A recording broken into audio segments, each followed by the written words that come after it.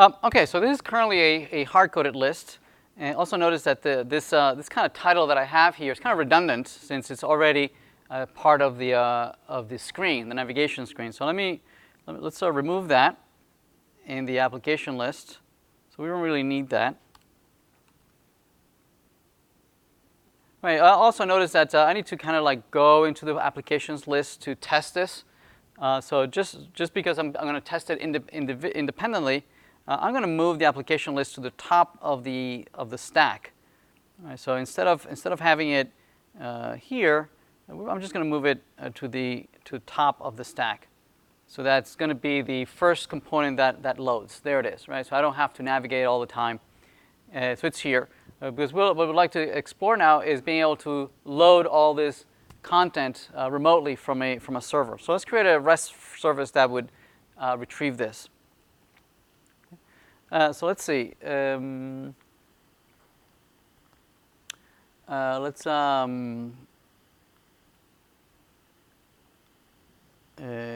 Looks like I already have a node server running. Oops, I just killed my React Native. I shouldn't have done that. Okay. Yeah, so I guess it could be in the same React Native, and we can declare a server.js right here. So as part of the same project, right, we can create a server that can serve the data. So this would be server.js, and we can just have a very simple, nothing too fancy. A Node.js server that can just retrieve, host some data for us. So to do that, we can just make use of Express.js's startup examples. Right. So it's we'll need to probably need to install Express. Probably don't have that, so it'll be npm install Express.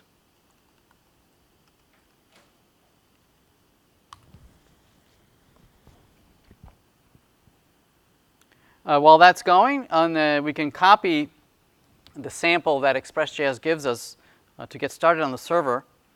There it is.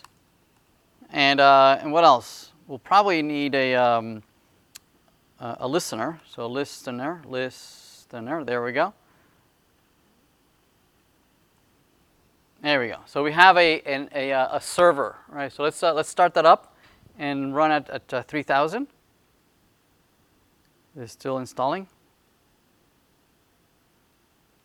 That's slow. Okay, there we go.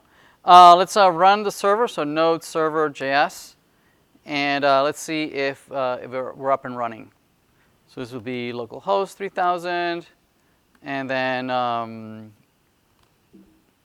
hello world. Okay, so our server is up and running. So what we could do here is perhaps maybe we just want to test it. Right? We don't have to create the mongoose schema. We don't have to create all that. We can just have it locally. We can just have here maybe a local variable that lists the applications as a server variable, which is just a simple array. And this could be, an application with a title,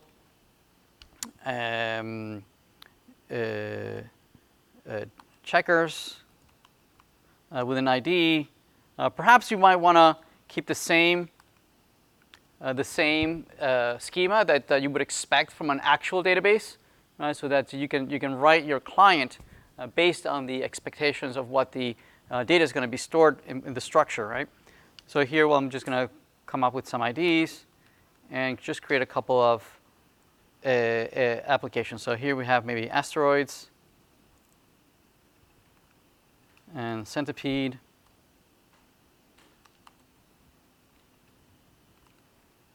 That's it. That's how you spell centipede? Don't remember how you spell centipede. Anyway, and so here we can create a getter that listens for to retrieve all the applications, and then respond with the list of this array, right? So this could be JSON and then applications right there. Right, so if I restart the server, then this will look something like this. So API/applications, and there we go, right? So we have an API that we can test against, right? Again, this might be, if you're working in teams, not necessarily, if somebody's working on the back end, creating the database and the mongoose and whatnot, and somebody's working in the front end, you don't necessarily block between each other saying, well, you haven't built the mongoose, you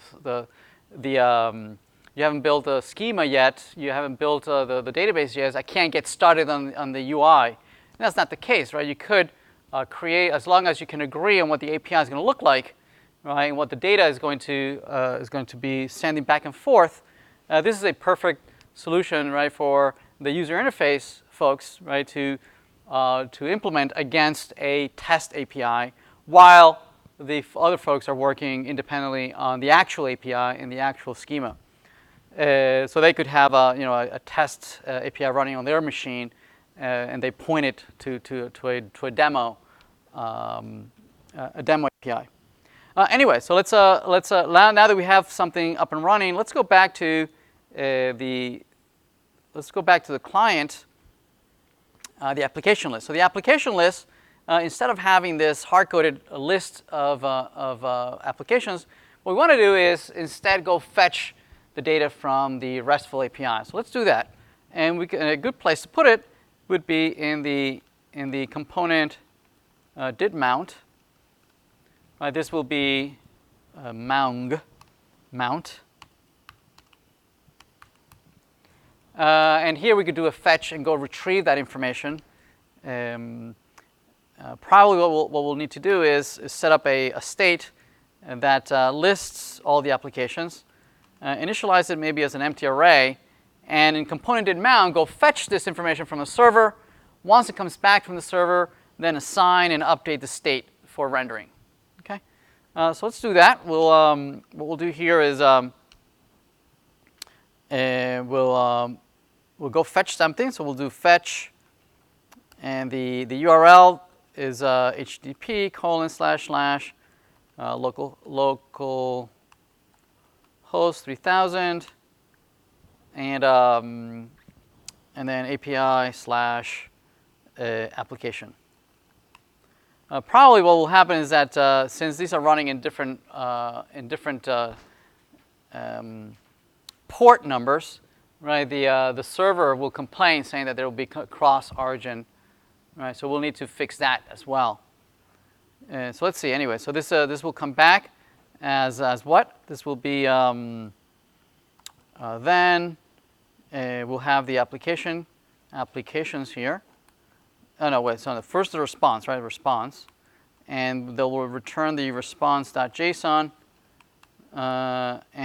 Oops, I forgot the dot here. Dot. And then here we're just going to initialize or update the state. This dot set state. This will be applications : applications.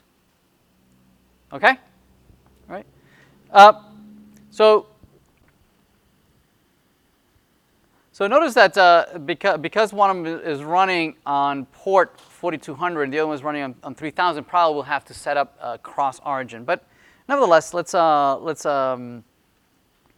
have here a list and see if we get something back. Let's render here in a text H2. We can just render maybe how many applications we got back. So it'll be this dot state dot applications dot length. All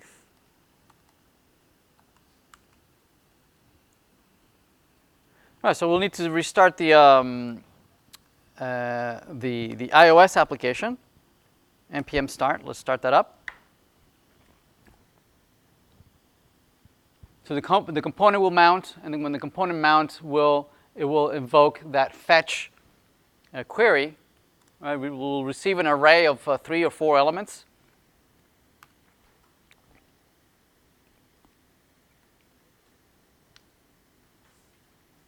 and then display the content of the component.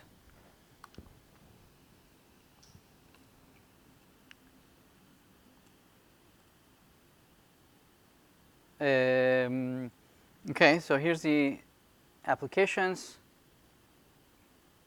All right, there they are. So it says 3. That means that's the value of the list of applications that's coming from the server, right? Happens to be the same number that we have here, but this is hard coded and this is dynamic, right? So let's replace the static content with the dynamic response from the server. So let's do that. All right, so instead of having this hard coded list, right, we can just comment that out for now. Right? And instead do a map over the applications that came from the server. So this dot state dot applications dot map, and so this is iterating over each one of the applications.